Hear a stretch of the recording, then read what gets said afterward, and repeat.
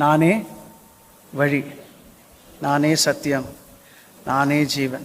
சொந்த வாழ்க்கையை மகா பரிசுத்த ஸ்தலத்துக்குள்ளாக கொண்டு போய் பிதாவுக்கு முன்பாக பரிசுத்த வாழ்க்கையாக காண்பித்தபடியினாலே திருச்சபை உண்டாயிருக்கிறது. இந்த திருச்சபை அந்த வழியில நடக்கணுமானால் தேவ சித்தமும் தேவ நோக்கத்தின்படியும் தங்கள் வாழ்க்கையை அமைத்து கொண்டு திருச்சபை ஒவ்வொரு நாளும் தங்களை தற்பரிசோதனை பண்ணி கொண்டு ஒவ்வொரு நாளும் விழிப்போடு, ஒவ்வொரு நாளும் எச்சரிக்கையாக, ஒவ்வொரு நாளும் பகுத்தறிவோடு, நம்ம கொடுக்கப்பட்டிருக்க பரிசுத்த ஆவியானவர் தி ஸ்பிரிட் ஆஃப் டிசர்ன்மெண்ட். பகுத்தறிவு நாத்திகர்களுக்கான வரம் அல்ல, பகுத்தறிவு ஆவிக்குரியவர்களுக்கான வரம்.